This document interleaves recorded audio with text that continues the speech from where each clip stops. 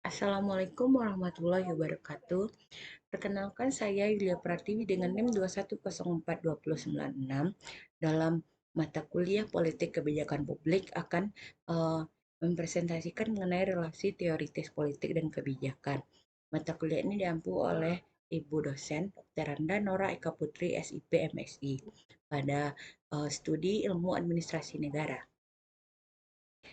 Pada pertemuan kedua ini kita akan membahas relasi teoritis politik dan kebijakan dengan memuat beberapa subbab, yaitu yang pertama konsep, yang kedua pendekatan dalam politik kebijakan publik, yang ketiga kelompok, yang keempat kelembagaan, yang kelima fungsional, yang keenam elit, yang ketujuh sistem. Konsep yang pertama yaitu mengapa belajar kebijakan publik dalam studi ilmu administrasi atau studi ilmu politik. Dia pada tahun 1995 dan Anderson 1984 menegaskan yang pertama yaitu pertimbangan ilmiah menambah pengetahuan yang lebih yang mendalam. Yang kedua, pertimbangan profesional menerapkan ilmu pengetahuan untuk mencerahkan masalah sosial secara praktis. Yang ketiga, pertimbangan politis agar setiap perundangan dan regulasi yang dihasilkan dapat tepat guna mencapai tujuan yang sesuai dengan target yang dituju. Selanjutnya, pendekatan dalam politik dan kebijakan publik. Beberapa pendekatan dalam studi kebijakan publik. Yang pertama yaitu pendekatan kelompok. Suatu kelompok merupakan sekumpulan individu yang diikat oleh tingkah laku atau kepentingan yang sama. Individu akan dianggap penting jika ia bertindak mengatasnamakan kelompok kepentingannya, sehingga kelompok dapat dijadikan penghubung antara individu dan pemerintah. Kelompok tersebut memiliki tujuan secara langsung atau melalui media massa menyampaikan tuntutannya kepada pemerintah untuk mengeluarkan kebijakan publik yang diperlukan. Pada saat-saat tertentu, kebijakan publik merupakan usaha yang menjaga keseimbangan yang dicapai di dalam kelompok. Keseimbangan ini ditentukan oleh pengaruh dari kelompok kepentingan. Pengaruh ini diharapkan dapat menghasilkan perubahan dalam kebijakan publik. Pendekatan kelompok merupakan abstraksi dari proses formulasi kebijakan, yang di dalamnya kelompok kepentingan berusaha untuk mempengaruhi isi dan bentuk kebijakan secara interaktif. Konsep yang kedua yaitu pendekatan kelembagaan. Struktur organisasi pemerintah merupakan fokus dari pendekatan ini karena kegiatan-kegiatan politik berpusat pada lembaga-lembaga pemerintah, seperti pada lembaga eksekutif, legislatif, dan yudikatif.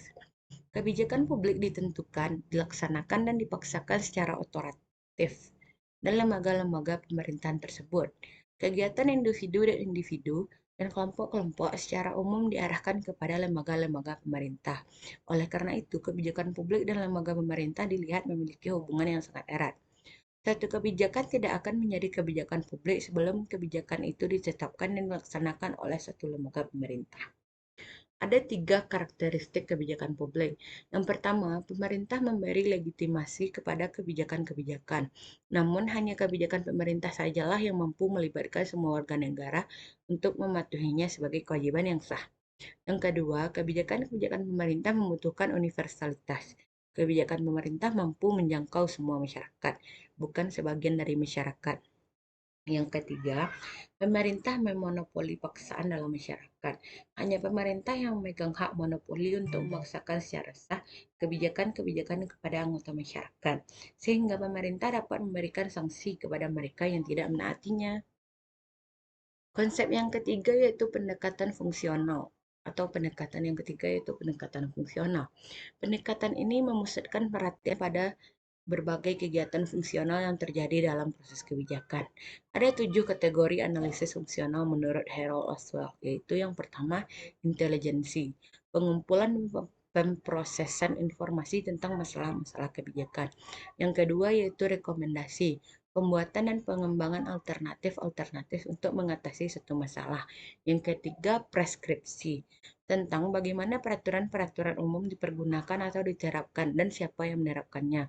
Yang keempat yaitu permohonan, penentuan perilaku tertentu yang bertentangan dengan peraturan atau undang-undang, serta penggunaan peraturan atau undang-undang.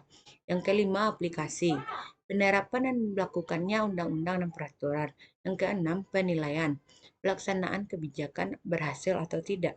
Yang ketujuh atau yang terakhir yaitu terminasi, penghentian atau dilanjutkannya peraturan-peraturan. Pendekatan yang selanjutnya yaitu pendekatan elit. Masyarakat terbagi ke dalam dua kelompok, yaitu kelompok pemegang kekuasaan atau elit dan yang tidak memiliki kekuasaan atau massa. Semua lembaga politik dan lembaga masyarakat lainnya didominasi oleh kelompok individu yang sangat kuat. Kebijakan publik merupakan produk elit yang merefleksikan nilai-nilai mereka untuk penguatan kepentingan mereka. Pendekatan ini memusatkan perhatian pada peran kepemimpinan dalam pembentukan kebijakan-kebijakan publik. Elit bertugas membuat dan melaksanakan kebijakan serta mampu bertindak dalam satu lingkungan yang ditandai dengan sikap massa yang apatis, kerancuan informasi sehingga massa menjadi pasif. Pejabat pemerintah hanyalah sekedar pelaksana dari kebijakan yang telah ditetapkan oleh elit tadi. Massa terhadap informasi, massa buta terhadap informasi tentang kebijakan. Maka elit lebih banyak mempengaruhi massa daripada massa mempengaruhi elit. Akibatnya, kebijakan tidak begitu banyak mencerminkan keinginan rakyat, tetapi keinginan elit. Artinya, tanggung jawab kesejahteraan massa berada di tangan elit dan bukan pada massa. Kelemahan dari pendekatan ini adalah kebijakan-kebijakan tidak selalu mementingkan kesejahteraan masyarakat. Pendekatan selanjutnya yaitu pendekatan sistem. Ada tiga komponen yang terdapat dalam pendekatan ini, yaitu input, proses, dan output. Input merupakan desakan atau tekanan dari lingkungan yang mempengaruhi sistem politik, yang terdiri atas dua hal, yaitu tuntutan dan dukungan.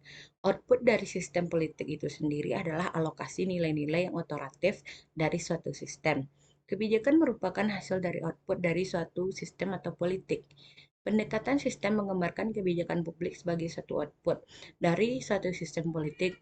Sistem mengandung arti serangkaian institusi dan masyarakat, dan aktivitasnya mudah diidentifikasi.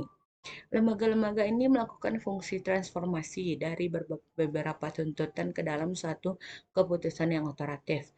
Usaha transformasi ini membutuhkan dukungan seluruh masyarakat. Mungkin hanya uh, sekian yang dapat saya sampaikan pada pertemuan kali ini. Terima kasih. Assalamualaikum warahmatullahi wabarakatuh.